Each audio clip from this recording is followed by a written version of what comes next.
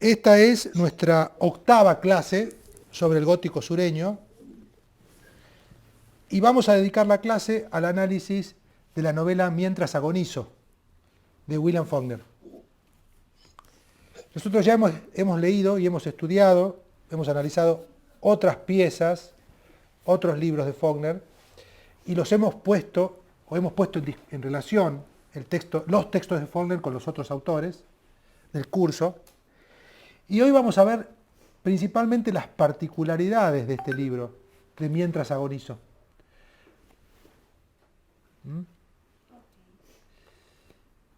En primer lugar, hay lo primero que salta a la vista, digamos, y que se puede referir del libro,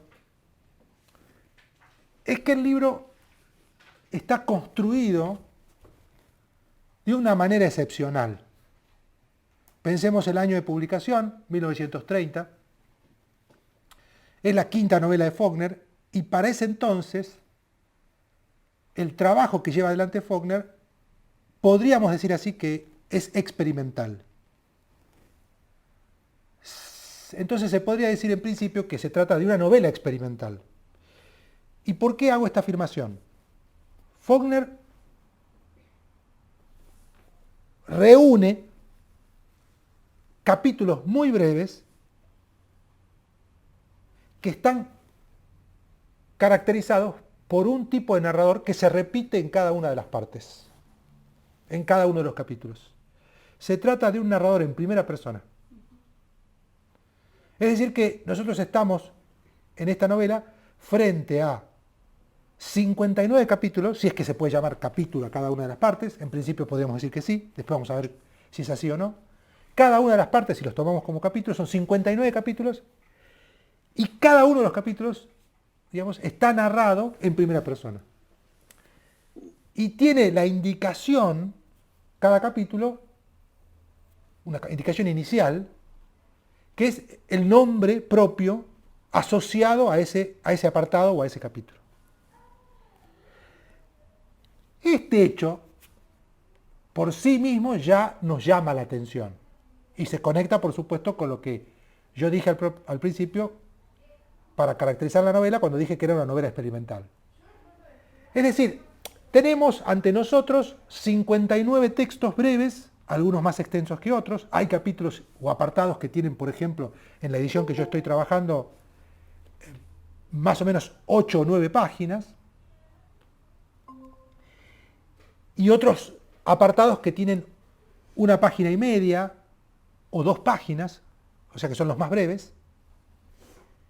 Pero tienen todos en común esta característica que ya mencioné y que el solo hecho de mencionarla ya nos da cuenta de este carácter experimental. Porque estamos ante un edificio, una estructura hecha de partes más o menos extensas con la característica del narrador en primera. Esto quiere decir que no trabaja con un narrador en tercera, en ningún caso aparece un narrador en tercera persona, y por lo tanto no hay un narrador omnisciente que ordene u organice este aluvión de capítulos o de apartados en primera persona. Claramente, esta disposición y esta manera de organizar la novela obliga al lector, o sea, lo pone en una disposición, lo obliga a tener una disposición especial, porque es el lector el que tiene que rearmar, digamos, agregar, recomponer aquello que está dispuesto en estos 59 capítulos. Porque lo que notamos también cuando leemos la novela es que si nosotros cuando estamos frente a un narrador en primera persona tenemos una información parcial, podemos imaginar que ante 59 apartados donde hay aproximadamente 40 narradores, vamos a tener aún más, o sea, potenciada esa parcialidad en el acto de narración. Porque si tomamos una teoría de Ortega y Gasset que se llama perspectivismo y la asociamos metafóricamente con la estructura de esta novela, podríamos decir que nosotros tenemos un elogio del perspectivismo en este libro, en tanto y en cuanto cada uno de los apartados presenta una perspectiva, una subjetividad, un estado de subjetividad en acción, no solo en términos de punto de vista óptico o físico, como nosotros vemos en el cine, que tiene que ver con dónde ponemos la cámara, es decir, no solo un punto de vista óptico, espacial, sino también un punto de vista temporal, porque no hay coincidencia exacta, milimétrica, entre todos los narradores, me refiero a los tiempos de los narradores, digo, en el tiempo en el que están situados para hablar de lo que hablan, no hay coincidencia. Y entonces lo que tenemos es una plétora, un conjunto informe de muchas personas que nosotros podemos llamar voces, pero hay que poner entre paréntesis esta denominación, porque hay que ver en qué consiste la construcción de esa voz. Pero entonces podemos decir que a este conjunto, esta plétora de intervenciones en primera persona, le podemos llamar voces en principio, con las salvedades del caso, y en cada caso, cada voz va en distintas direcciones, a veces tienen puntos de confluencia, por supuesto, porque se refieren a problemas similares o a situaciones similares, pero lo que está claro es que Faulkner compuso, para usar otra metáfora, una especie de rompecabezas, pero que no tiene la vocación, al proponer la idea de rompecabezas, de armar completamente el rompecabezas. O sea, tenemos la disposición de una cantidad de piezas, 59 si seguimos el número de apartados, 59 apartados, 59 piezas, pero que no se juntan entre ellas para armar una totalidad o una unidad. ¿Esto qué quiere decir? Que es el lector el que debe no solo completar la información que falta, sino que además debe imaginar todo aquello que no ha sido dicho en cada uno de los apartados. Por eso es que yo voy a usar la metáfora del rompecabezas con elipsis para designar este artefacto que construye Faulkner. Yo le llamo un rompecabezas con elipsis. ¿Por qué? Porque en realidad el centro de construcción no tiene que ver solo con el espacio, o sea, con la disposición de las piezas en el espacio, o con los puntos de vista que configuran las distintas facetas de un espacio vital, que comparten por supuesto los personajes, sino que también tiene que ver esta construcción, esta composición que hace cada uno de los personajes en los distintos apartados, sobre todo con lo que proveen desde su situación, desde su estado, lo que proveen en términos temporales, porque proveen distintos momentos que a veces son simultáneos, a veces son desfasados, y a veces son distantes, o a veces responden a días distintos incluso, lo que comunican. Y entonces la clave para mí de la construcción es no solo el parcelamiento, el facetado, uno podría asociarlo con una imagen que usa uno de los personajes en un momento en el libro, con el facetado cubista, digamos. Uno puede asociarlo con el facetado cubista, pero también con la escultura elíptica. Es decir, Faulkner construye muy hábilmente un conjunto de cubículos que son subjetividades y coloca entre un cubículo y otro, o entre una mirada y otra, o entre una subjetividad y otra, lo que la elipsis le permite separar o unir. No sé si se entiende con claridad la metáfora. Me parece que si uno se queda con la idea solo de que Faulkner construye narradores en primera y que los amontona, los pone ordenadamente, por supuesto porque tiene que hacerlo así, de manera yuxtapuesta, o sea, en una línea espacial y temporal en el libro, porque el libro es una unidad, una totalidad espacial y temporal, no dice del todo lo que es el libro. Si uno se queda solo con esta idea, no dice todo lo que es el libro. ¿Por qué? Porque en realidad, como toda novela, aunque no lo parezca, es una construcción hábilmente armada. Es un artefacto, y si es un artefacto, es un artificio. Y si es un artificio que está armado de tal manera para que nosotros lectores nos convenzamos de que esto representa un mundo. O, como diría Marechal, el autor argentino, Leopoldo Marechal, narra lo que le ocurre a este conjunto de personas a lo largo de una vida. Que no se trata de una vida, porque en realidad se trata de un viaje. Pero mutatis mutandi, entonces, podríamos decir que, parafraseando a Marechal, lo que hizo Faulkner fue construir lo que parece ser una unidad o una totalidad, pero que en el fondo no lo es, y tiene esa impresión de totalidad, y si nos da esa impresión de totalidad es porque está muy bien construido, muy bien construida la novela. ¿Y por qué? Porque él quiere rearmar o reponer o representar en realidad la idea de un viaje, pero si nosotros analizamos cada una de las partes y hacemos una disección, o sea, separamos cada una de las partes, vamos a ver que, a decir verdad, algunas partes, la mayoría en realidad, separadas no tienen sentido, porque no logran darnos la idea de totalidad. Pero a su vez la idea de totalidad resulta del artificio de la unión, del pegar, de unir las partes, pero no porque entre todas construyan una totalidad sin fisuras. Al revés, al contrario. Yo diría que es una aparente totalidad con muchas fisuras que están hábilmente unidas para que den la impresión de totalidad sin fisuras. No sé si soy claro. Sí. Entonces, si Faulkner ha logrado hacer eso, y yo creo que, vaya, si lo ha logrado, digamos, cuando uno lee el libro, es porque es un perfecto demiurgo, un gran artesano, alguien que trabaja con las piezas de una manera muy, digamos, muy virtuosa y que tiene una gran capacidad de construcción, como un arquitecto tiene una gran capacidad de construcción para levantar un edificio y que ese edificio no se caiga. En el caso de la novela, si uno hace este trabajo de disección, percibe aún más que en otro tipo de novela, la novela realista me parece, que hay un gran trabajo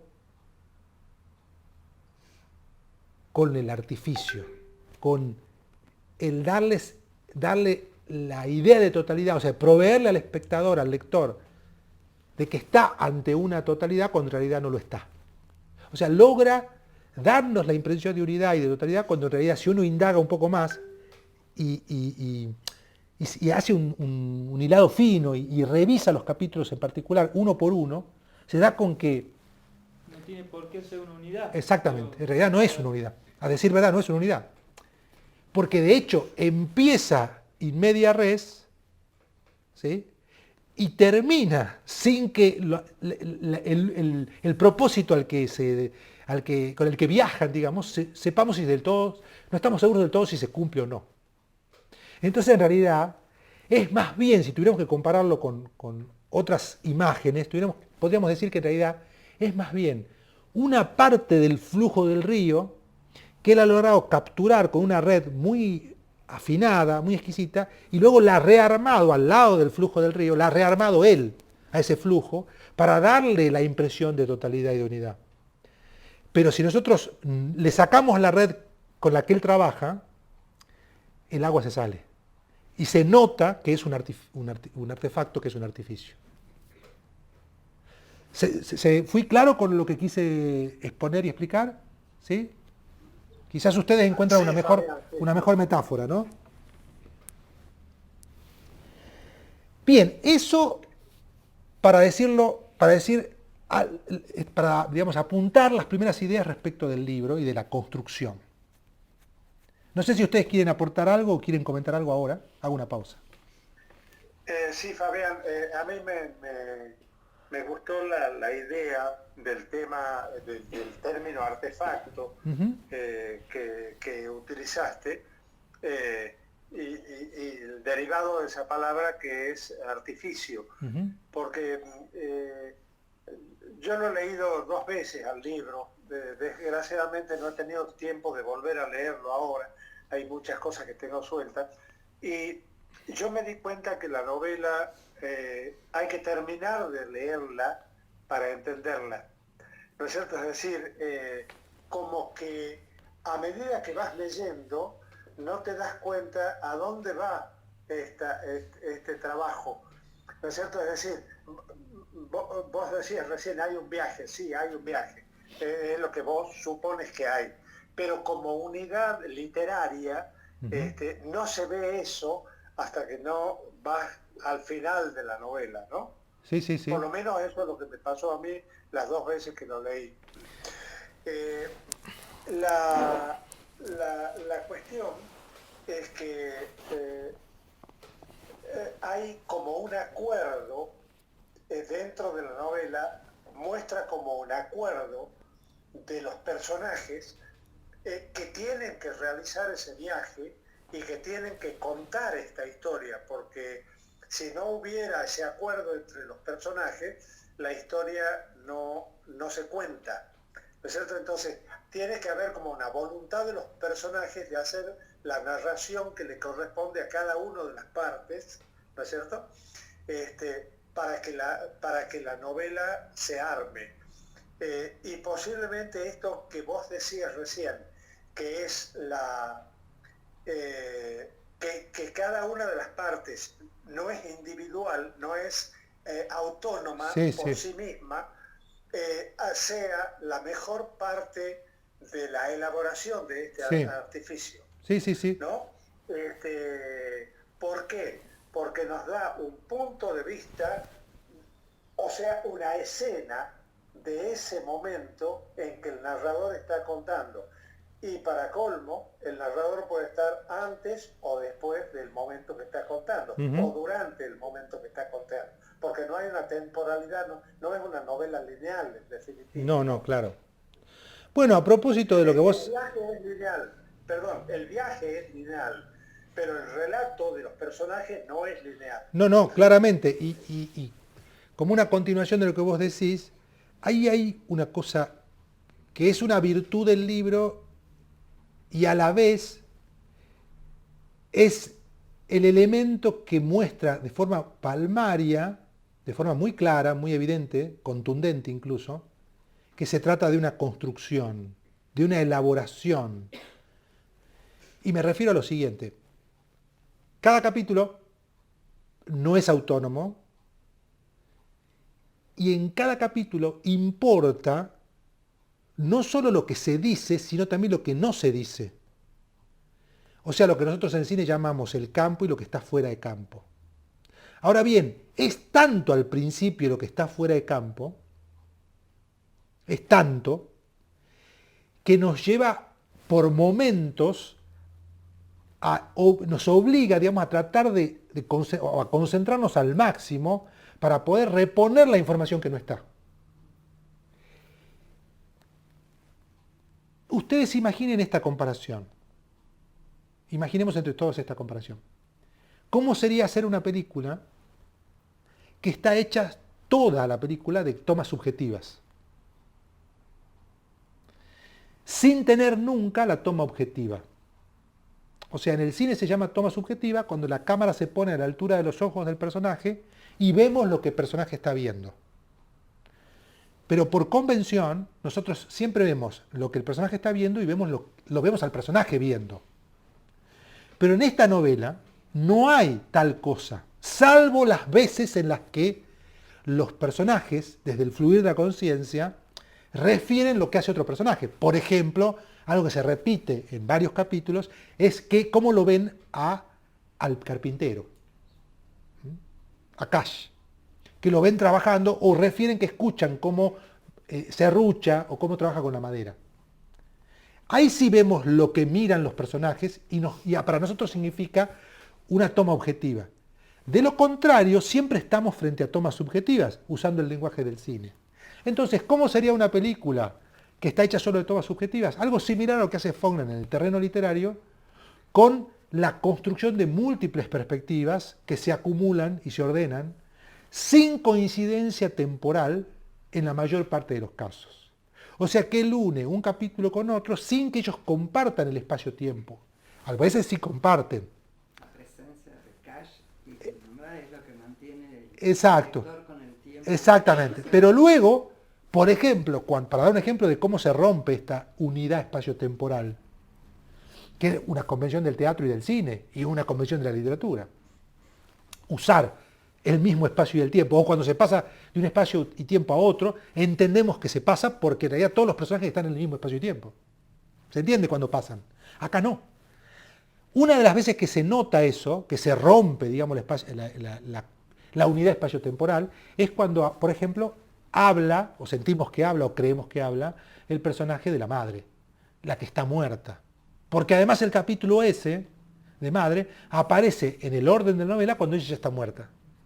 Entonces uno se pregunta, ¿y en qué espacio y tiempo está la madre? No comparte ningún espacio y tiempo con todos los otros personajes. Y sin embargo habla. O sea, sin embargo interviene, quiero decir. Entonces esto nos lleva a una pregunta. O a varias, pero una que yo me formulé a propósito de esto. ¿Con qué criterio armó Faulkner esta novela? O sea, ¿cómo hizo para armarla, digamos? Porque no basta con acumular capítulos o acumular apartados. No basta con yuxtaponer, poner uno al lado del otro los apartados. Porque si hacemos eso, en realidad, solo lo que hacemos es proveer de distintas miradas que hablan de distintos fenómenos y que nos despistan, en realidad, si las ponemos de esa forma. Hay un principio de orden frente a este aparente desorden, que en realidad es un nuevo orden a partir del desorden, diría yo, y por eso es la idea de artificio y de artefacto que yo les proponía hace rato. Y es la idea del viaje. La idea del viaje, me parece a mí, funciona como criterio ordenador de esta multiplicidad de voces, o de miradas, o de subjetividades, que no comparten siempre la unidad espacio-temporal.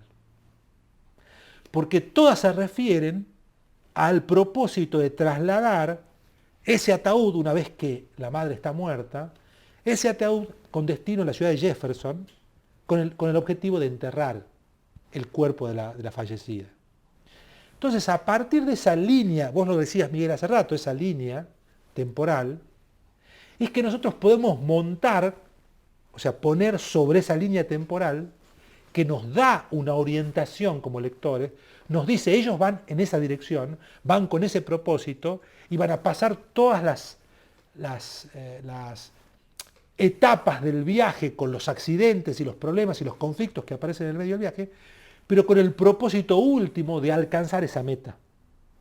Entonces podríamos decir que desde el punto de vista estético, la novela solo guarda un elemento clásico en la línea del viaje.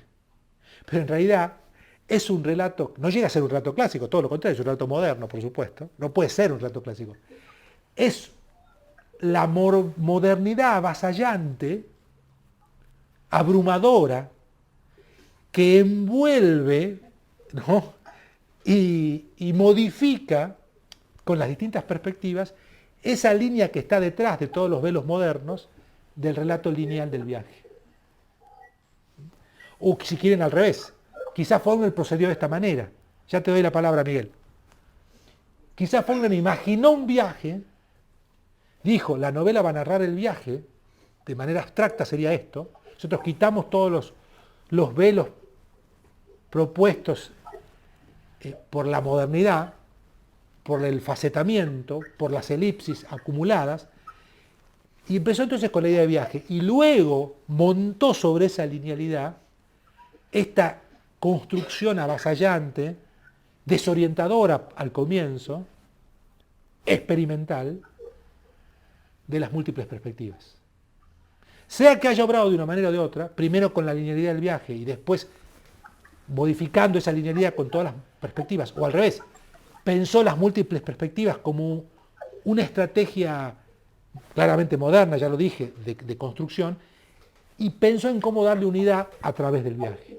Sea de una forma o de otra, la novela es claramente una novela experimental. porque rompe con muchas de las convenciones, ya dijimos varias, de la novela decimonónica, de la novela del siglo XIX, de la novela burguesa, de lo que nosotros hoy llamaríamos la novela convencional, digamos. Sí, Miguel. Sí, para un poco afirmando lo que vos acabas de decir, es que vos, el viaje aparece como el gran, digamos, elemento de unión, porque incluso los personajes son personajes que están enfrentados entre sí, muchos de ellos. Es decir, hay un conflicto de familia, ¿no es cierto? Es decir, porque un hijo esto, porque el otro hijo lo otro, no me acuerdo bien los detalles, pero hay un conflicto dentro de la familia. Y en ningún momento aparece una declaración clara de cada uno de los personajes que tiene que hacer el viaje. Es decir, nadie los reúne a los personajes en un grupo y dice, muchachos, aquí hay que ir a llevar el cadáver de la madre a Jefferson. No. ¿No es cierto? Es decir, no, nadie lo dice. Es decir, como que los personajes asumen o Faulkner los pone a los personajes dentro de este traslado, ¿no es cierto? Pero el conflicto sigue. Porque Así es. El conflicto se mantiene hasta el final. Exacto. Y las características de egoísmo y enfrentamientos entre ellos se mantienen hasta el final. Así es. ¿No? Así es. Incluso, continuando con lo que vos decís, Miguel, yo diría que Faulkner no le concede nada al lector en términos explicativos o de lo que tradicionalmente llamamos la explicación. Es decir, al contrario, Faulkner no concede, o sea, no es condescendiente con el lector, todo lo contrario. Justamente como pasa con los proyectos modernos, tanto en el cine como en las artes visuales, en la música, en la literatura, la modernidad no consiste en el acto de conceder, sino que consiste en el acto de opacar. O sea, Faulkner es todo lo opaco que se puede ser al construir una novela. ¿Por qué? Porque retasea la información al máximo. Todo esto que nosotros llamaríamos, o eso que nosotros llamaríamos en términos generales, una introducción al problema, o una introducción a la historia, o una contextualización de los sucesos, o un plano general en términos de cine clásico, o sea, la posibilidad de ver, aunque también es una convención, el plano general, pero digamos, la posibilidad de ver el estado general de la situación con un narrador omnisciente, o sea, la posibilidad de saber dónde están ubicados cada uno de ellos y cómo se van desplazando de un lugar a otro en los distintos momentos de los sucesos, esto Faulkner no lo hace. Faulkner en ningún momento nos da la posibilidad de ver las situaciones y los escenarios y el comportamiento de los personajes desde el ojo de Dios. En ningún momento. Jamás tenemos esa posibilidad. No podemos salirnos de la mirada de cada uno de ellos. Entonces, cada una de las miradas, cada una de las subjetividades, cada una de las perspectivas, es para nosotros una cárcel y es la única posibilidad que tenemos de ver cómo suceden los sucesos, o sea, cómo ocurren los sucesos. Y entonces, obligatoriamente, somos los lectores, o es el lector, el que tiene que armar su historia, o sea, armar lo que los narratólogos llaman la historia. O sea, recomponer cómo fueron los hechos en ese pasado al que se refiere el relato. Y en ese sentido, Faulkner de nuevo nos sorprende. Ya nos había sorprendido en el taller, en el curso, con la novela que leímos antes de Faulkner, ¿sí? Donde había hecho un planteo digamos, donde combinaba estrategias. Acá en realidad la estrategia es la misma, si lo tomamos en términos estructurales. Son 59 textos, 59 apartados, perdón, sí, textos, que representan a una cantidad menor de personajes, ¿sí? Y que, bueno, nos dejan pasmados al comienzo, porque en realidad nosotros esperamos que aparezca un narrador omnisciente en algún momento que ordene la situación, pero no aparece nunca. Y al poco que empezamos, después de haber avanzado 4 o 5 capítulos, o 4 o 5 apartados, ya nos habituamos a la convención, que es lo que suele pasar con todas las convenciones literarias. Ya sabemos que en realidad los capítulos que vienen van a ser similares. Y él podría haber introducido un narrador en tercera, en algún capítulo. Ya después de 10 capítulos haber puesto... Esa era otra posibilidad de construcción.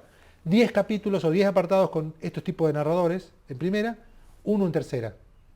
10 en primera, 1 en tercera, 10 en primera, 1 en tercera, hasta completar los 59. No lo hizo. Llevó al máximo para mí la estrategia. Y confió en que el espectador, el lector, perdón, iba a poder reconstruir. Y es lo que hacemos todos cuando leemos la novela. ¿Qué les pasó a ustedes? Cuéntenme, si comparamos la experiencia de El sonido y la furia con esta novela, con la experiencia de leer esta novela, ¿qué les pasó? ¿Sintieron que la lectura de esta novela era más clara, más llevadera, se podía decodificar de una mejor manera que la otra o al revés? ¿Era más fácil de llevar, por decirlo así, El sonido y la furia que esta? No, esta, a mí.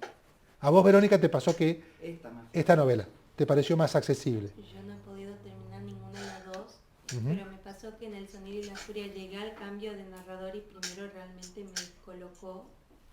En cambio este libro como empezó descolocándome y luego me habitué y bueno, no he terminado ninguno como para opinar mucho. Ya. Y el caso de ustedes, Humberto, vos ¿cuál fue tu experiencia? Yo confieso haber leído 3 o 4 primeros capítulos, no los pude terminar de leer. No tuve tiempo. O sea, no. Pero sí, al leer una sola cosa, noté que los primeros capítulos utilizan mucho un lenguaje de descripción como más poético, digamos, de descripción de los ambientes, de descripción de la, ¿no? Desde ese punto de vista me pareció un poco más accesible que El sonido y la furia. Bien. Y después la pregunta que quería hacer es, en este caso, esta novela de Faulkner, ¿por qué se caracterizaría dentro del gótico sureño? Bueno, ya... Sí. ¿Por la estructura o porque la otra, el contenido era grotesco? El tema y la acción de los personajes era lo grotesco. En el caso del camino del tabaco, Sí. la conducta de lo grotesco era la conducta de los personajes. En este caso, ¿a dónde estaría la característica para clasificarlo dentro del gótico sureño? Bueno, si vos me tenés paciencia, yo voy a hablar de eso enseguida, pero doy una respuesta breve. Voy a dar una respuesta breve. Acá también en esta novela, como habíamos leído ya en los otros libros de Faulkner, vemos comportamientos que rompen el esquema de comportamiento habitual. ¿Sí? Acá también vemos situaciones exageradas, desmesuradas, en el comportamiento de algunos personajes. Cito un ejemplo nada más, ahí Eugenia vi que levantó la mano. Cito un ejemplo. Piensen ustedes en la situación a la que se enfrenta Dewey Dell, la única hija de esta familia, cuando se encuentra en las dos instancias que se encuentra con los farmacéuticos, ¿no? Sobre todo en la segunda ocasión. Pero de eso vamos a hablar enseguida. Ahí tiene una situación claramente de maltrato, de abuso, ¿no? Que está directamente conectado con esas atmósferas a las que ya estamos habituados en el gótico sureño. Enseguida retomo esta línea, Humberto, si te parece bien, y ahora le doy la palabra a Eugenia. Hola Fabián, hola a todos. Hola Eugenia, ¿cómo andás? Bien, todo bien. Hola. ¿Cómo andan? Vos sabés que, bueno, yo avancé bastante con la lectura de las dos. Las tengo, son libros de mi club de simultáneos que tengo abiertos al mismo tiempo. Voy avanzando en varios capítulos. Bueno, estás haciendo una lectura Bien. fogneriana de Faulkner. Sí, tal cual. Y a eso quería ir. Vos sabés que cuando avanzaba en la lectura de este libro, me daba la impresión de que si yo no supiese quién es el autor, me daría cuenta de que el mismo autor escribió las dos obras. Ujú. No solamente en el estilo que usa, sino que también hay un ambiente que él crea, que él genera, y la estrategia que utiliza para generar ese ambiente de la pluralidad de voces se repite en los dos casos. Ujú.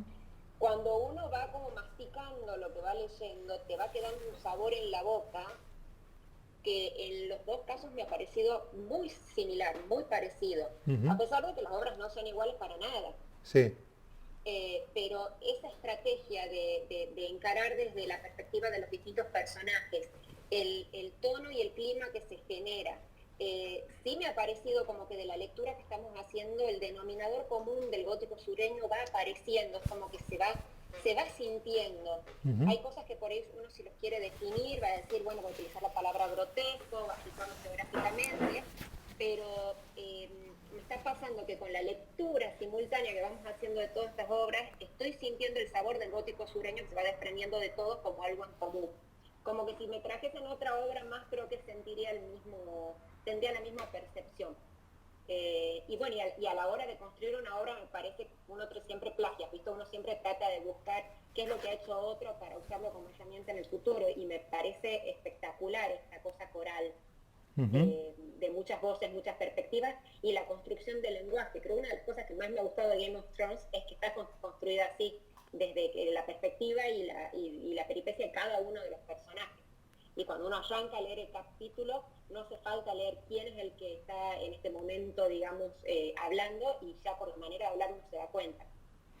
Acá es más sutil, acá te perdés mucho. Sí me pasa que por ahí cuando estoy un poco cansada renuncio a la lectura porque sé que son páginas perdidas y tengo que volverlas a retomar cuando estoy más concentrada, pero sí, a pesar de eso es como que hay un cambio de posición que se va percibiendo para la construcción de ese todo, aunque haya agujeros, como decía recién. Bien. Muy bueno tu comentario, Eugenia. Y además resume, de alguna manera, lo que vos contás, resume lo que intentamos analizar a lo largo de todo el curso. Ya estamos en la clase 8, nos quedan solamente 2 clases, no se preocupen que ya falta poco para terminar. Digo, aquellos que están un poco cansados con el gótico, falta muy poco, pero hemos hablado de estas atmósferas, de esto que vos referías, Eugenia, a lo largo de todo el curso. Y yo creo que ya estamos en condiciones, los que venimos leyendo estos libros, los que hemos releído estos libros, de afirmar que eso tienen en común los libros. Comparten una atmósfera, con perspectivas distintas, con estructuras distintas los libros, claramente, con personajes incluso diferentes entre un autor y otro, con microuniversos también diversos, pero ¿qué tienen en común? Ese mundo sureño en el que se respira contradicciones, maltratos, abusos, comportamientos exagerados, personajes delirantes, Racismo. un gran racismo, una religiosidad a veces oprobiosa que roza el absurdo, ¿no? Una combinación de misticismo con digamos, intolerancia. Es decir, esos son los rasgos en términos generales del gótico. Y vos acabás de resumirlos, Eugenia, o de mencionarlos, y me parece muy oportuno tu comentario porque además, de alguna manera creo que ya estamos en condiciones en la clase 8 de encontrar esos puntos en común. E incluso en el caso de Faulkner, no solo de ver puntos en común entre sus libros, sino qué tiene en común Faulkner con los otros autores a propósito del gótico, y también de comparar la novela de Faulkner con las otras 2 novelas que leímos en el curso, y ver que tiene elementos constructivos, formales, similares y también ver las diferencias sutiles entre una novela y otra. Porque también podemos decir que hay puntos en común, como ya dijimos, entre El sonido de la furia y Mientras agonizo, pero hay diferencias. Porque en El sonido de la furia hay 4 capítulos, acá hay 59.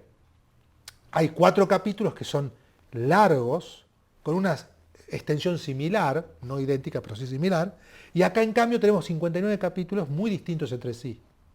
Allá teníamos 3 narradores en primera y un narrador en tercera, aunque focalizado en una primera persona, ¿no? en la empleada, ¿sí? Es una esclava de la familia, y acá en cambio tenemos 59 capítulos o apartados donde hablan más de 40 personajes, ¿sí? Y cada uno tiene independencia, más no autonomía, pero no autonomía. Entonces ahí ya por comparación vemos que sí, como decía, yo estoy de acuerdo con lo que decía Eugenia, uno sin saber quién es el autor, o sea, sin mirar la tapa, puede entender que, o puede sospechar que es Faulkner, pero también puede darse cuenta que hay diferencias de construcción, sobre todo, entre una novela y otra. Y esa fórmula de diferenciación en la permanencia, o a la inversa, de algo que permanece en las diferencias o en la diferenciación, es lo que hace un estilo. Porque él ha logrado armar, a partir de un universo común en términos existenciales, vivenciales, incluso en términos sociológicos, si ustedes quieren, que es el profundo sur de Estados Unidos, con estos elementos que yo mencioné, a partir de ahí logró armar una serie de artefactos literarios, porque esos son artefactos literarios, con un nivel de sofisticación y de elaboración que a veces asombra, digamos, ¿no? Hay una especie de contraste, se lo puede decir así, aunque no es la imagen más clara, entre la rusticidad de los comportamientos humanos y la vulgaridad incluso de ese mundo homófobo, intolerante, profundamente religioso, contradictorio, etcétera, racista, etcétera.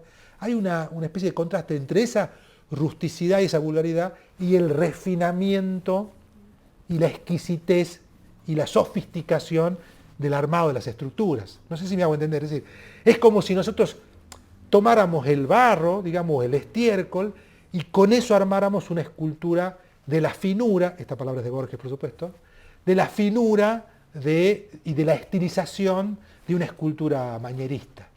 No sé si me hago entender. Entonces, con estiércol hacemos una escultura mañerista. Y ahí hay una especie de contraste.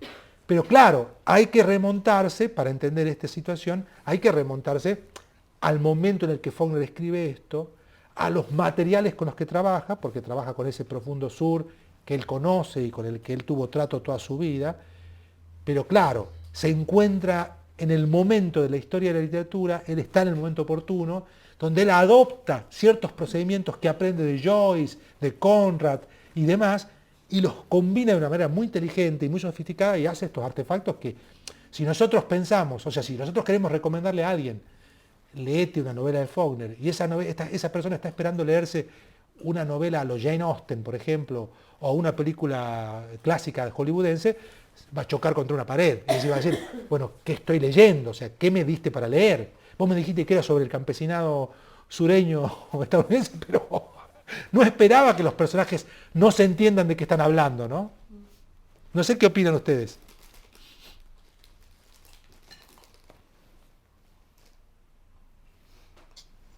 Sí, Fabián, yo creo que has descrito muy bien estos componentes, como el racismo, la discriminación, la brutalidad de los personajes, el delirio de los personajes.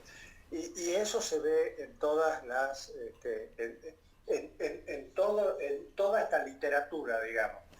Lo que yo me pregunto es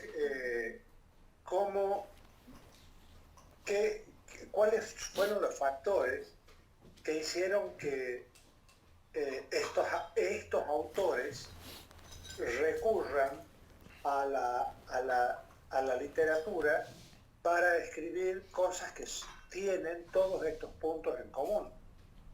¿No es cierto? Es decir, porque hay una temporalidad entre ellos. No sé si son contemporáneos todos, ¿no es cierto? Creo que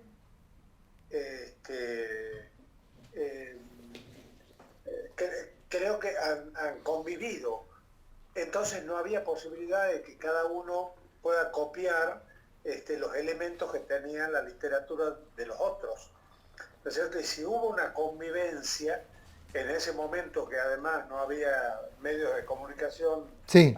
ágiles como los actuales, entonces, ¿cómo se podrían haber copiado? ¿No es cierto? O cuáles fueron las fuerzas que hicieron que las novelas tengan elementos similares, ¿no? Las novelas, la literatura tenga elementos similares, ¿no? Sí, a propósito de eso hay varias cuestiones que han sido muy estudiadas, ¿no? A propósito de lo que vos comentás. La pregunta sería cómo es que surgieron estos autores tan extravagantes, para decirlo así, en términos formales sobre todo, ¿no? En términos de construcción literaria, en términos de elaboración o de composición de una novela. ¿Cómo es que surgieron estos autores tan sofisticados, especialmente Faulkner, que es el más extremo de los tres que estudiamos? ¿Cómo es que puede haber surgido un autor tan sofisticado, tan refinado, tan experimental, ¿no?, en ese profundo sur? Y yo tengo una respuesta para dar. Por supuesto hay muchas respuestas, no me voy a rogar yo a dar la respuesta, pero tengo una respuesta para dar. Y una vez se lo dije a una persona que me entrevistó en relación con, bueno, no viene al caso, por una situación. La literatura no está hecha solo de experiencia, es mi respuesta. O sea, nosotros podemos vivir en Tucumán, en Frankfurt, en los Países Bajos, me encantaría vivir ahí, en Santiago del Estero, en Buenos Aires, en Honduras, y tener la experiencia que tenemos en nuestro medio. O sea, toparnos con situaciones de distinto tipo, podemos describir incluso algunos tipos de situaciones, pero digamos, con racismo en la localidad que nos toca vivir, con exclusiones, con desnutrición, como tenemos nosotros en Tucumán, o con una sociedad milimétricamente ordenada, como es en el caso de las ciudades alemanas, por ejemplo, ¿no? Pero la literatura no se nutre solo de la experiencia. Creo que ahí está una parte de la respuesta. ¿Qué quiero decir con esto?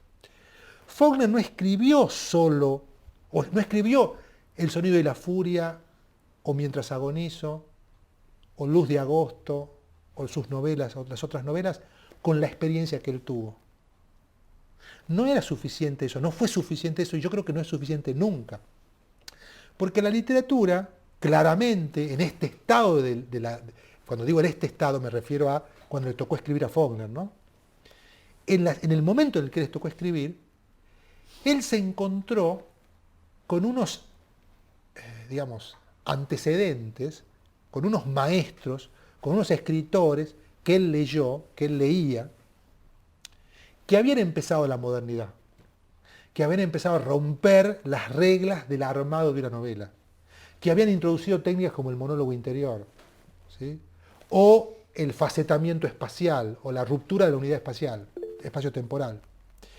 Entonces, como yo respondí aquella vez que me preguntó esta persona, no basta con vivir en un pueblo para escribir una novela sobre un pueblo. No basta con nacer en Frankfurt para escribir una novela sobre Frankfurt, porque no basta con la experiencia. Yo diría que en todo caso, como han dicho otros críticos, otros lectores y muchas personas en otros momentos, la posibilidad que tuvo Faulkner de escribir estas novelas se le dio porque él unió su propia experiencia de hombre que vivió la mayor parte de su vida en el profundo sur con las lecturas que él tuvo de autores que experimentaron antes que él. Entonces, en todo caso, si tuviéramos que ensayar una respuesta para lo que comentaba Miguel antes, se dio por la unión, o de la unión, surgió de la unión de Profundo Sur y Joyce. Pero no cualquier Joyce, sino como dijo Piglia en esa cita que yo leí, fue el mejor. A Joyce lo leyeron mucho, dice Piglia, pero no tuvo mejor lector que Faulkner. Entonces habría que preguntarse qué quiere decir leer mejor ahí, digamos. O sea, ¿qué quiere decir leer mejor? quiere decir, me parece, lo digo con mucha humildad porque estamos interpretando la frase de Piglia, quiere decir sacarle el mejor partido a la influencia. O sea, leer a un autor para tomar de él lo mejor que podemos tomar y procesarlo y convertirlo a nuestra necesidad formal, a nuestro interés formal, a nuestra manera, a nuestro estilo, que nosotros después vamos a llamar nuestro estilo o el estilo de Faulkner. Entonces, él leyó a Joyce, leyó a Conrad, los pasó por una licuadora, los unió con el profundo sur, discúlpenme la metáfora, y nos dio estas bellezas, no por lo que dicen, sino por cómo están armadas, ¿no? Que son las novelas que estamos analizando en el curso. Eugenia, vos levantaste la mano. Sí, acá estoy. Bueno, relacionado con lo que decía recién, pero yéndonos al efecto de la literatura, más como uno como público, como lector, conoce comunidades a través de la literatura. No me acuerdo en este momento el nombre del autor de Mil Soles Espléndidos, Khaled Hosseini. Sí, yo nunca he tenido un acercamiento, digamos, por ejemplo, a Afganistán, que es sobre lo que escribe, Sí. sobre lo que escribe este autor. Entonces, inconscientemente, la idea que a mí me queda sobre el perfil de esa población es el de los personajes que ha construido este autor. Sí. Con el gótico sureño me pasa lo mismo. Si yo me voy al Mississippi, el perfil social que me voy a construir es el de los personajes que estamos leyendo ahora. Entonces, no sé si es una pregunta o una reflexión, pero... Perdóname que te interrumpa. Eso que estás contando vos se llama bobarismo. Bueno, ahí tiene nombre y apellido. ¿Cómo? ¿Qué sería exacto? Ahora explico. Sí, sí. Me quedaba pensando cuando uno escribe, por ejemplo, los escritores tucumanos que tratamos de erradicarle a la literatura acá mismo y empezar a construir nuestros personajes con las cosas que tiene este lugar. Sí. ¿Qué nivel de responsabilidad tenemos con la construcción del perfil social, digamos, la idiosincrasia de nuestros personajes? Porque capaz que haya gente que disienta, que diga, por ejemplo, no, los personajes de Faulkner no representan cabalmente lo que es el perfil de la gente de acá, por ejemplo, digo. O cuando uno construye personajes que te puedan retrucar. Siempre lo hemos conversado mucho de que uno no tiene compromiso con la verdad a la hora de escribir, y la ficción es totalmente libre. Pero queda una idea de cómo es la gente en lugar de la que uno escribe. No sé, es como que me quedo con esa idea. No sé qué opinas. Bueno, ahí tenemos varias cosas para decir, o podríamos decir muchas cosas, me imagino. Yo tengo para hacer algunos comentarios. ¿Cuál, Fabián, crees que te responda? ¿El que te respondería a los 25 años, el que te respondería a los 40 o el que te respondería ahora? ¿Cuál querés que te responda? En ese orden. En ese orden. Bueno. Bueno, mira, yo a los 25 años te hubiera dicho que no me importa nada la responsabilidad social del escritor. O sea, ¿qué quiero decir con esto? Un escritor esteticista como era yo, o creía que lo era, o quería serlo en realidad, a los 25 años, o cualquier escritor esteticista, para tomar la opinión de una persona que no soy yo, ¿no? Cualquier escritor esteticista, Borges por ejemplo, Oscar Wilde, te diría que la literatura no tiene nada que ver con la ética o con la moral. Es decir, ¿qué importa lo que digan los lectores? O, como diría Borges, las sucesivas generaciones de lectores, sobre qué piensen de la zona esa a la que se refieren los libros. Sí, lo que importa es el placer literario y la construcción de universos literarios que produzcan placer a los lectores, ¿no? Es decir, si lo que nosotros estamos buscando es satisfacer el apetito, digamos, de los lectores en términos de placer, no importa eso. Eso por un lado. O sea, eso lo diría alguien que tiene esta mirada. Luego, yo creo que hay otros autores u otros críticos que dirían, bueno, hay una diversidad de posibilidades de construcción de universos literarios a partir de ese mismo punto de partida. O sea, vos, si lees otros autores del sur, ¿no?, de Estados Unidos, o si lees autores del norte, no todos comparten la mirada que tuvieron y que tuvieron estos autores sobre el sur, o los tipos sociales que construyeron, ¿no?, estos autores del sur. El propio Caldwell dijo en varias entrevistas, y los invito a buscar las entrevistas que están en YouTube o las entrevistas que puedan encontrar en la web, dijo en varias oportunidades que él no hacía sociología, que él no estaba para nada interesado en hacer sociología. O sea, que para él la literatura no tenía que ver con la sociología. En todo caso, luego los sociólogos podían leer sus libros y analizarlos desde el punto de vista sociológico, pero a él no le interesaba la sociología. A él no le interesaba representar sociológicamente, o sea, en términos científicos, los tipos sociales. Sin duda alguna que uno podía deducir, como decís vos, qué tipos sociales construye la novela. Por supuesto que lo hacía. Pero él no tenía una responsabilidad con eso porque él estaba haciendo literatura, ¿no? Esa sería otra respuesta. Y en tercer lugar, yo diría, a propósito del mismo comentario que me parece muy interesante lo que dijiste, yo diría que si es que efectivamente el escritor se hace esta pregunta, que es la que vos hacías, no tendríamos que ser, ¿no?, estoy reformulando tu pregunta, no tendríamos que ser un poquito más cuidadosos con qué tipo de personajes representamos a propósito de Tucumán o de Catamarca o de Salta o de Córdoba, sobre todo pensando en lectores que no conocen Tucumán u otras provincias, ¿no?, respecto de lo que le ofrecemos, no tendríamos que ser más responsables. Yo diría que, en primer lugar, si pensamos en un lector extranjero, o sea, si pensamos en un lector que vive en Afganistán y que lea a Eugenia Campero, o que lea a Pablo Donzelli, o que lea a quien sea que lea, y no tiene la posibilidad de conocer Tucumán, se va a formar inevitablemente una idea a partir de lo que lee. Pero eso ha sido la historia de la literatura, Eugenia. O sea, ¿quién tiene la posibilidad de viajar a la Grecia preclásica del universo heroico de Homero? Nadie. Salvo los que vivieron en ese entonces y que no sabemos qué idea de literatura tenían. Entonces siempre ha ocurrido que los lectores tuvieron la posibilidad de leer libros basados en lugares que nunca llegaron a conocer o que no pudieron conocer. Entonces, desde ese punto de vista, me parece que no nos tendría que afectar, creo yo, digamos, esta idea. Ahora bien, y si ahondamos un poco más, decimos, bueno, pero finalmente ahora sí se puede viajar, sí se puede ir a Afganistán, sí se puede ir a Irán, sí se puede ir a los Países Bajos, o los de allá pueden venir a Tucumán. ¿Cuál sería mi respuesta frente a eso? Finalmente, no todos los autores comparten las mismas miradas sobre esos lugares. Es decir, si vos lees cómo construye el Buenos Aires que construye Borges, el Buenos Aires que construye Sábato, el Buenos Aires que construye Cortázar, el Buenos Aires que construye De Nevi, el Buenos Aires que construye Mujica Lainez, sí, tienen puntos en común, pero luego en términos estéticos son muy distintos. Y si pensamos en tipos sociales, también creo que son distintos, ¿no? Y ahí el fin condicionaría la obra del autor.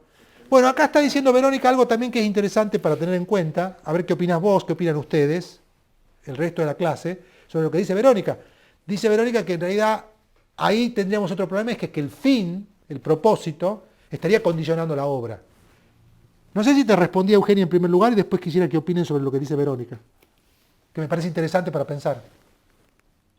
Sí, creo que estamos incluso en la misma línea de opinión, o por lo menos con Fabián de 25 años en la misma línea de opinión.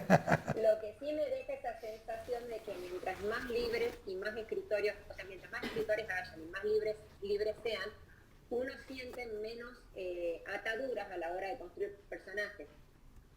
El otro día leí un libro, está muy lindo, de María Lobo, que se llama San Miguel, Sí. que hace, es como construye un Tucumán, un metaverso tucumano, porque es un Tucumán donde nieva y donde hay ardilla, es una cosa muy extraña, pero que está muy bueno, y obviamente alguien va a leer ese libro y no puede sacar ninguna conclusión de cómo es Tucumán, pero está construido desde esa ficción. Y bueno, yo pensaba eso en el aporte que hace uno como escritor en la construcción del perfil de la sociedad tucumana, y bueno, con esa ganas de que me digan lo que quería escuchar, que es lo que has dicho. Muy bien, muy bien. Me hiciste reír al final. Bueno, no sé si Miguel, Humberto quieren comentar algo o preguntar algo. No por ahora, Fabián. Bueno, para retomar el análisis entonces del libro, quiero hacer algunas referencias sobre los personajes. Y voy a citar un par de fragmentos del libro. Pero antes de eso quisiera decir algo a propósito de las convenciones. Yo escribí un texto para esta clase y lo titulé a esta parte a la que me voy a referir ahora como el laboratorio de la escritura. ¿Por qué? Antes de hablar de los personajes. Porque quiero hablar de 3 convenciones que no se deben perder de vista a la hora de analizar la novela de Faulkner, y esta en particular. La novela, para mí, ya lo dije, es un laboratorio, es un artefacto experimental, porque reúne varias estrategias, ¿sí?, que constituyen un conjunto articulado de procedimientos. Y estos procedimientos tienen una dosis de exploración. Por un lado está el monólogo interior al que ya hice referencia hace rato, pero hay una cosa importante que hay que destacar. Cada uno de los apartados está construido con un monólogo interior. Y esto, como sabemos, es una convención. Porque como sabemos, y ya lo dije yo en varias oportunidades, el monólogo interior es un intento de representación de lo que ocurre en la mente de las personas. Pero es eso nada más, es una representación. O sea, hay una distancia muy grande entre lo que nosotros suponemos que ocurre en la mente de cada persona, de carne y hueso, y lo que hace un autor cuando escribe un monólogo interior. Porque lo que hace el autor es construir con palabras ordenadas cronológicamente, o sea, una detrás de otra, una serie de frases que buscan darnos la idea de que es el fluir de la conciencia. Pero si nosotros comparamos el fluir de la conciencia o los contenidos de la mente, como diría Hume, el filósofo David Hume, si comparamos el texto con el contenido de la mente, ¿sí?, vemos claramente que hay una diferencia enorme. Una cosa es leer eso y otra cosa es autopercibir qué tenemos nosotros en nuestra cabeza. Nosotros tenemos palabras, pero también tenemos imágenes,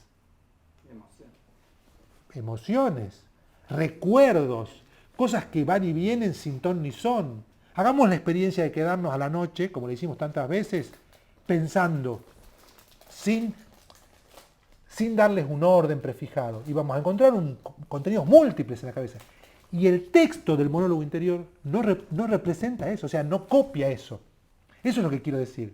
Entonces ya Faulkner trabaja con una convención, que no hay que perder de vista la importancia, el grado de importancia que tiene la novela, porque es una serie de convenciones, puestas una al lado de la otra.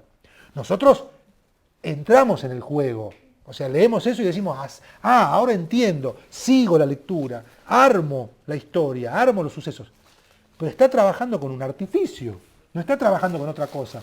Así como hay artificios en la novela decimonónica para construir ese gran pliego que nosotros llamamos novela decimonónica en cada uno de los casos, así también hay acá una serie de artificios. Uno de ellos es el monólogo interior, puesto uno al lado del otro, con las características que tiene, que ya he mencionado. Eso por un lado. Por otro lado...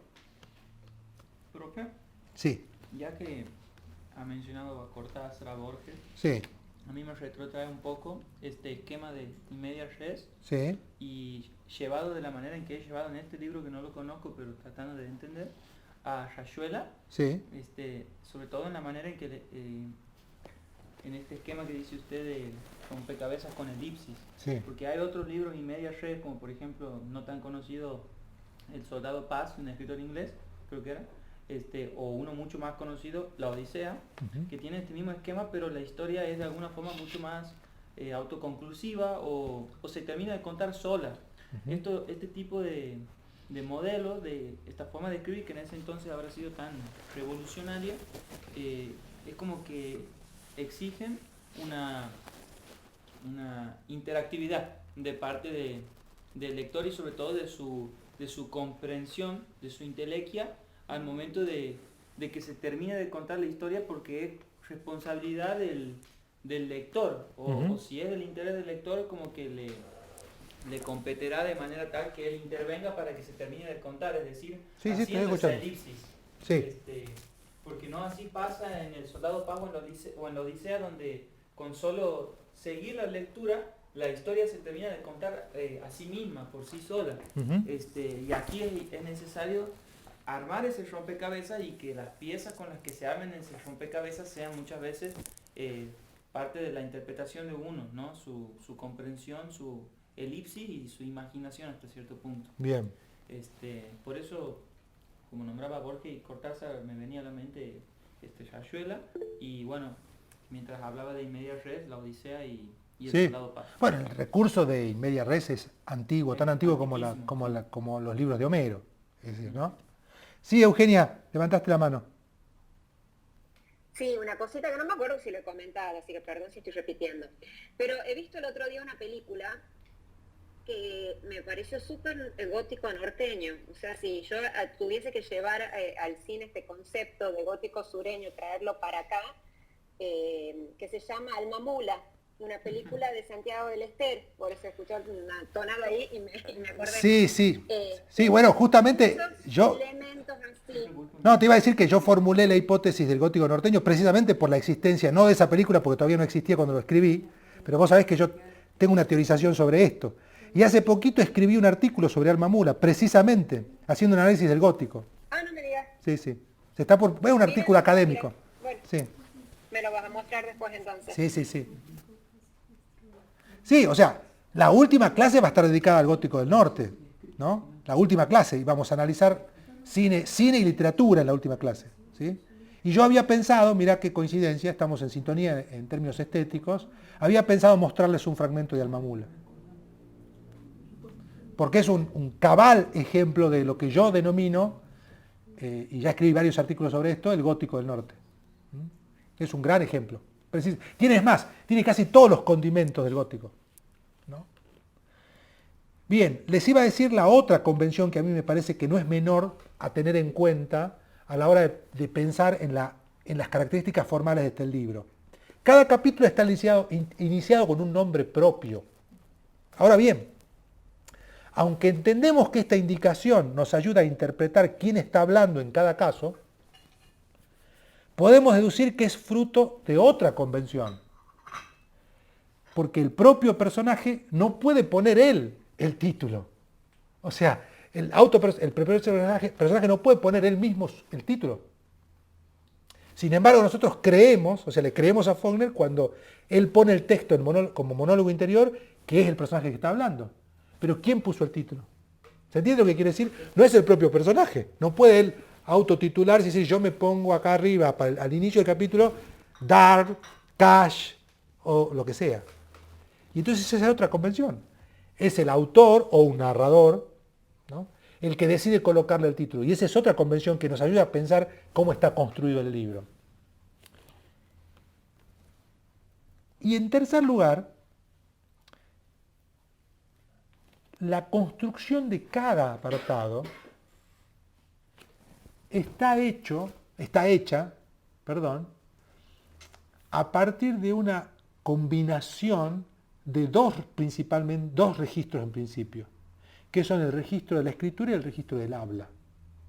Porque nosotros percibimos en cada caso, en los distintos personajes, que hablan de una manera que parece que está escribiendo, no habla como hablaría una persona en términos coloquiales, sino que habla como si fuera un escritor, y en otros capítulos parece que está hablando alguien como hablaría, pero por momentos aparece, sobre todo en el caso de Dar, fragmentos de un lirismo asociados a la poesía.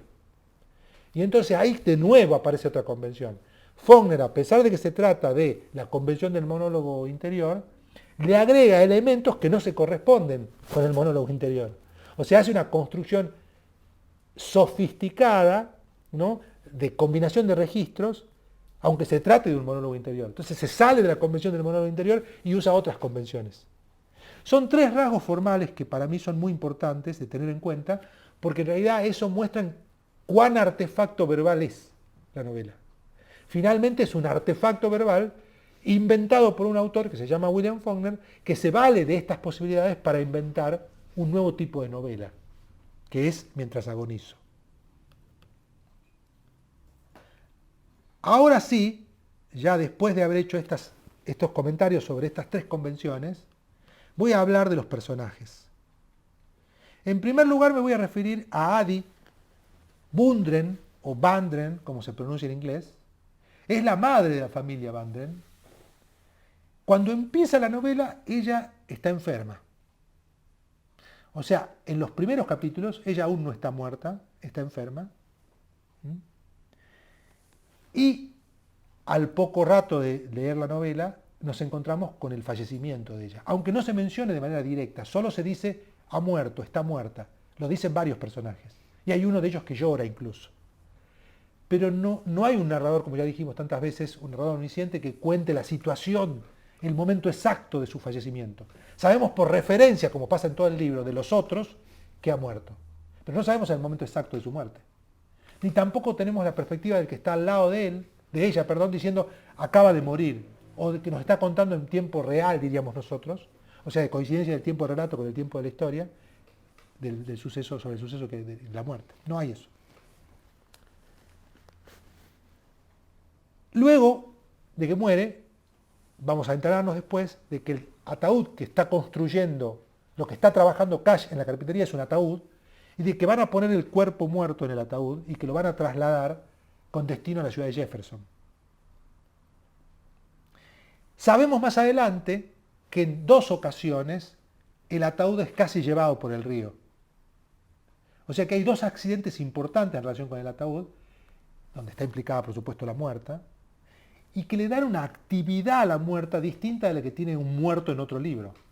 Porque en realidad ella está muerta, pero lo que le ocurre al ataúd es central para la peripecia del libro. Porque en los 2 momentos que parece que se pierde el ataúd, se corre el riesgo de cambiar la dirección de la novela. O sea, si el ataúd se pierde efectivamente, la peripecia tiene que cambiar. Y el lector atiende ahí en esos momentos y presta atención precisamente porque no sabe qué va a ocurrir con el ataúd. Y el curso del relato se focaliza en eso, en qué va a pasar con el ataúd, y ocupa el centro de toda la narración. Y no solo eso, sino que además cerca de uno de los accidentes es que habla la muerta. Recordarán ustedes, los que han leído la novela, que la muerta, Adi Bandren, tiene su lugar, tiene su capítulo, tiene su apartado, donde ella habla. Y dice varias cuestiones cuando habla. Entre otras, se refiere al pecado. El capítulo de Adi Bandren viene después del capítulo de Cora, y le responde a Cora, curiosamente, porque están contiguos los capítulos, y le responde a Cora, ¿no? Le dice algunas cuestiones sobre el pecado, porque Cora la acusó en el capítulo anterior de que ha cometido pecado. Y Adi, la mujer muerta, le responde. Y también dice cuestiones sobre la palabra. Curiosamente ella, porque es uno de los capítulos más largos, que está dotada de la palabra, habla en contra de la palabra, habla en contra del lenguaje verbal. Pero ella tiene un lenguaje, una fluidez en el lenguaje, que va en contra de ese ataque a las palabras que ella hace. Y a su vez también se refiere a la palabra amor. Y dice que es una mentira esa palabra, por algo que denuncia ahí, a propósito de su esposo, ¿no? De Anse. Porque uno puede suponer que se ha tratado de una infidelidad. Pero no dice nada de la infidelidad que tuvo ella al tener una relación con el cura, con el reverendo del lugar. Eso en principio. Ahora me voy a referir a Anse Bandren. Sí, Miguel. Sí, Fabián, una pregunta. Yo no lo tengo el libro acá y no recuerdo bien. Lo de ella fue una infidelidad, ¿no fue anterior al matrimonio? No hay una referencia a eso. Se dice que Claro, por eso ella tiene un hijo que es Jewel o Jewel. Claro, que tiene un hijo. No se sabe, uno puede pensar que fue durante el matrimonio con... En realidad no, sí se puede pensar, perdón, estoy diciendo algo errado. Es el hijo menor, Jewel. Entonces fue durante el matrimonio con Anse. Ah, es el hijo menor. Claro, Yo creía que... es el hijo menor. Es Jewel, es el más ya, chico. ya, ya. Entonces sí fue durante Claro. la relación que tiene con Anse. Ok. Sí, sí, sí. ¿No hay uno más chiquito? Sí, Vanderman. Vandersman, Vanderman. algo así. Pero Jewel es el anterior. Y todos los hijos anteriores, a ellos, Sí. los tuvo con Anse. Entonces uno puede deducir Claro, que la sí. infidelidad ocurrió durante el matrimonio, ¿no? Claro, si está en el medio no queda otra. Sí, sí. Bien, avanzo con la descripción de los personajes. Anse es el padre de familia y es el esposo de Adi. Es un hombre terco, uno puede razonar o puede deducir esto a partir de las acciones que lleva adelante Anse en distintas oportunidades. Se resiste a pedir dinero prestado y él es el que consigue las palas para lo que nosotros suponemos que es el entierro de Adi. En las últimas líneas de la novela nos enteramos que compra una dentadura nueva con el dinero que se queda de la hija, con el dinero que ha llevado su hija para practicarse un aborto.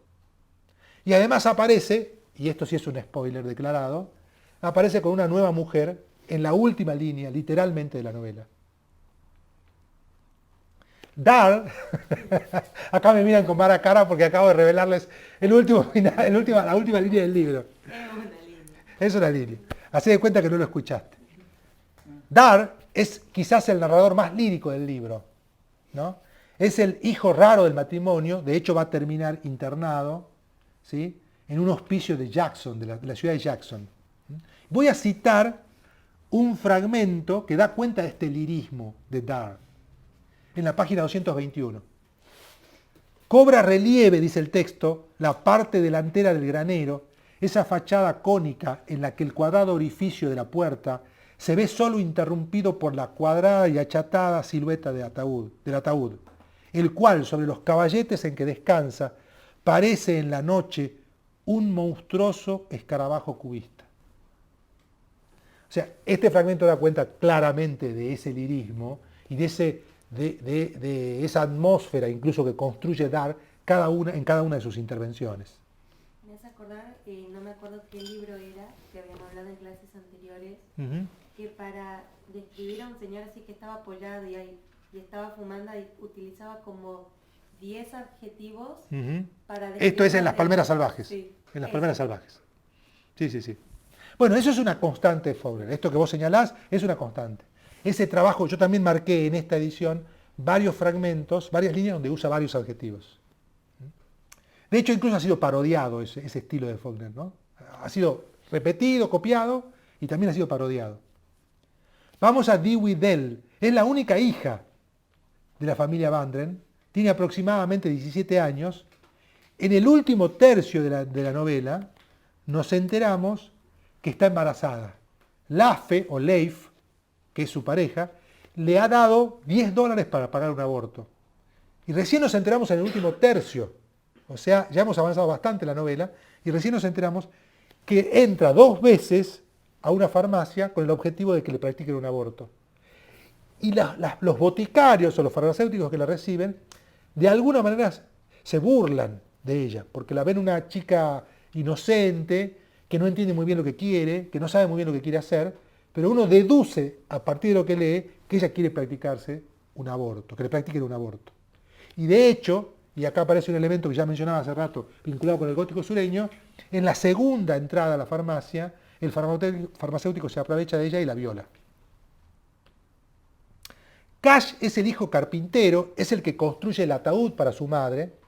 En el medio del viaje a Jefferson se rompe la pierna por segunda vez. Esto es dicho por el propio padre en las distintas intervenciones y por los hermanos varias veces. Y este es un elemento delirante típico del gótico sureño.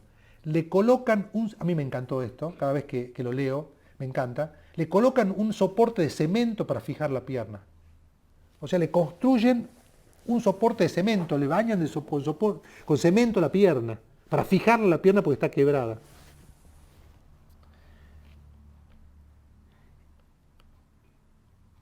Y el médico, en la intervención que tiene el médico, que tiene 2 intervenciones, ¿no?, el médico se llama, ya les digo, Peabody. El médico se burla de esto y dice lo siguiente: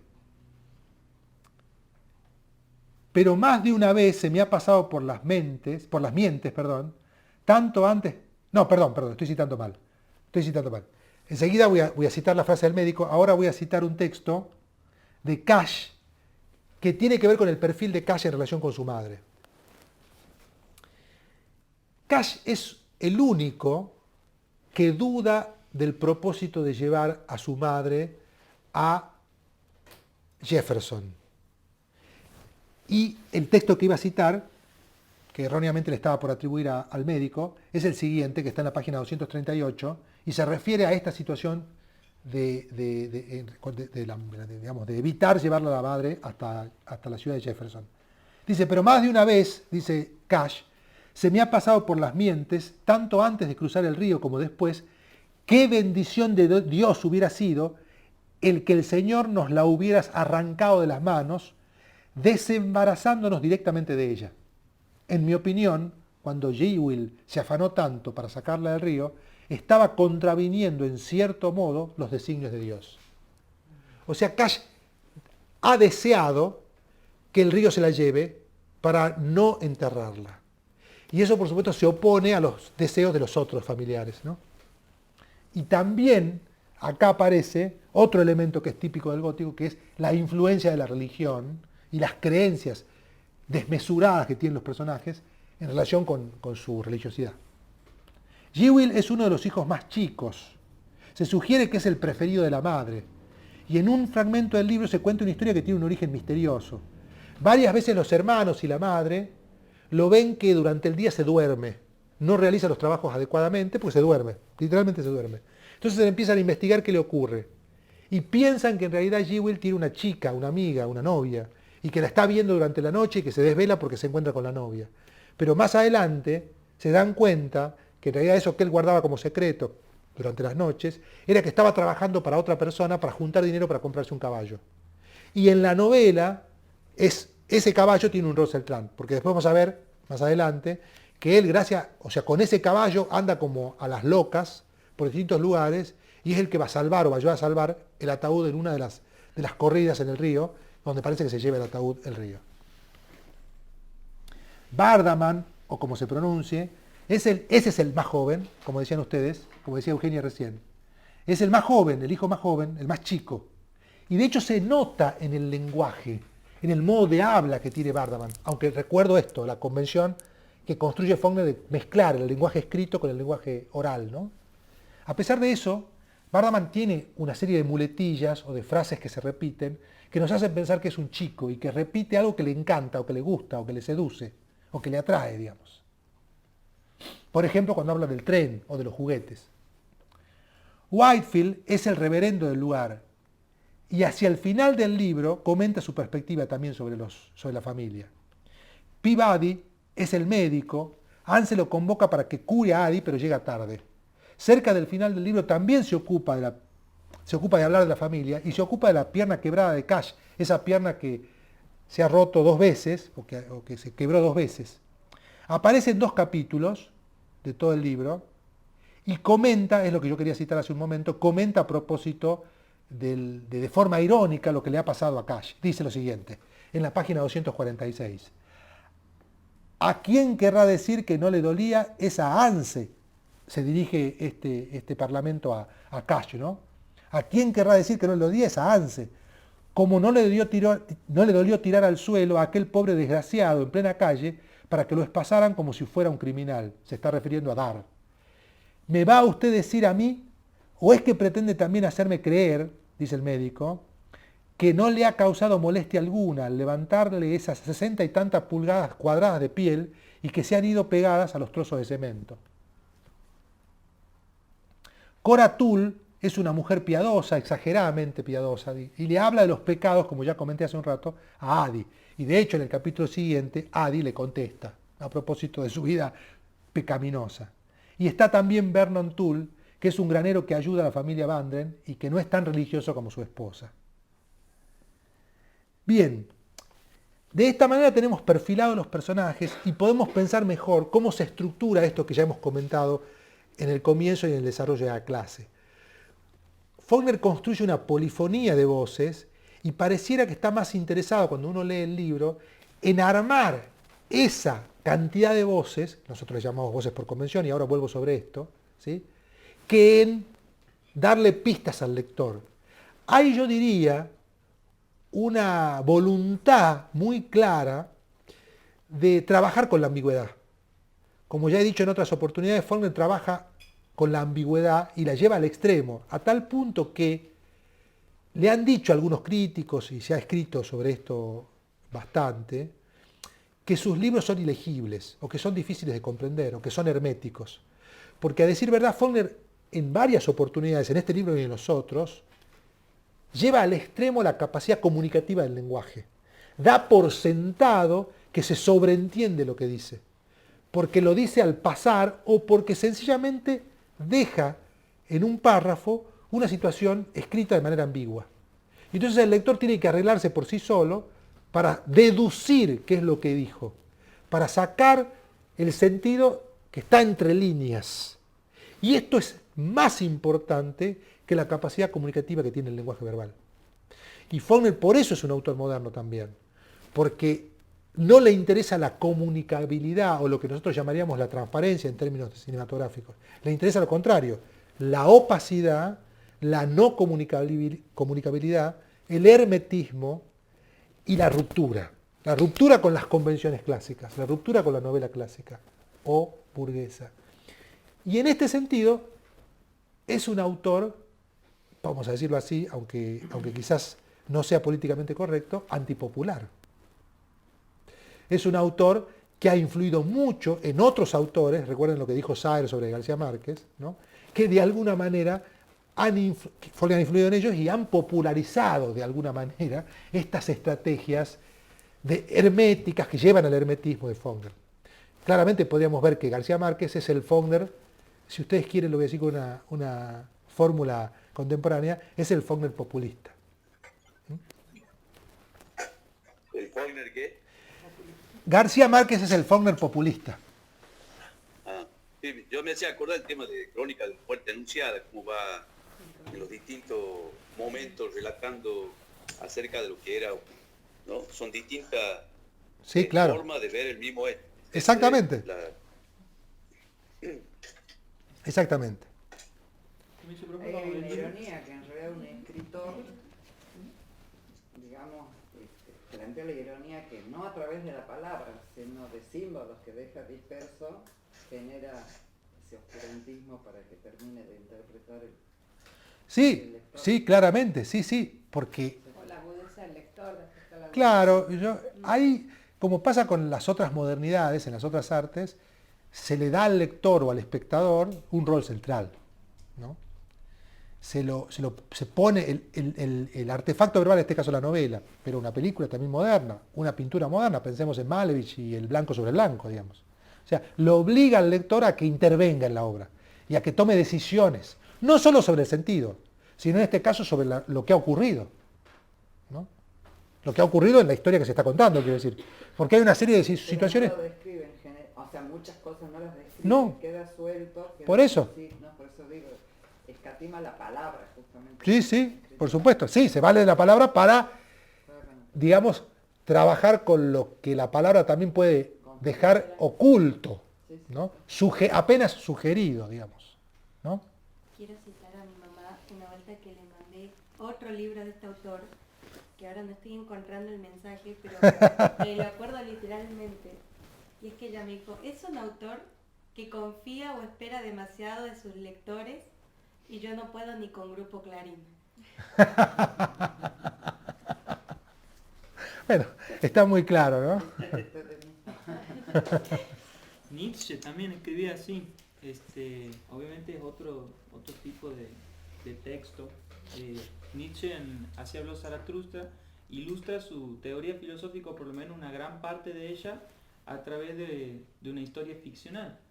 Sí. Y sin embargo en esa historia Zaratustra es un maestro, digamos, sabio, donde muchos jóvenes lo escuchan y literalmente no sé si todos, pero casi todos los capítulos terminan con así habló Zaratustra, y es una situación textual de lo que él le decía a esos jóvenes que lo escuchaban, y a vos te termina volviendo uno en un momento. Y ¿por qué? Porque te cita textualmente lo que les decía.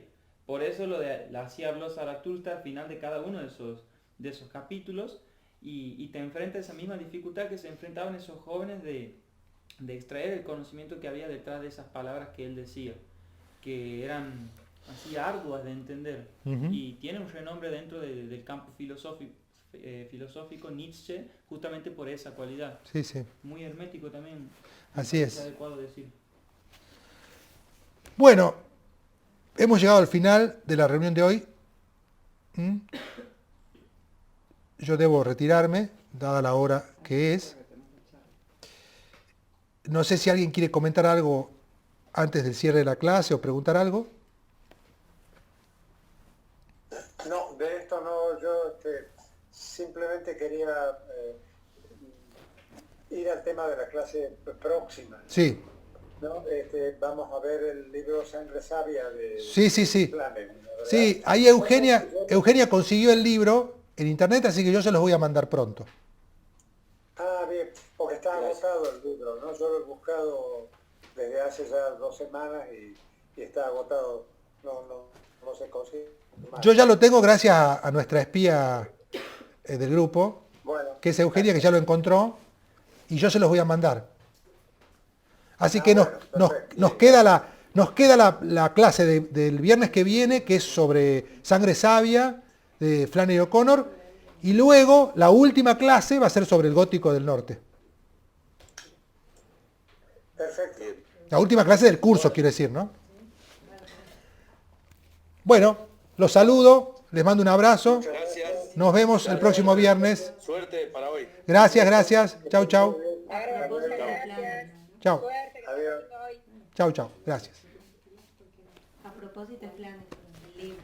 Sí, sacale una foto y me lo tenés que traer. La condición número 2 es que lo traigas la semana que viene. Acá te lo doy.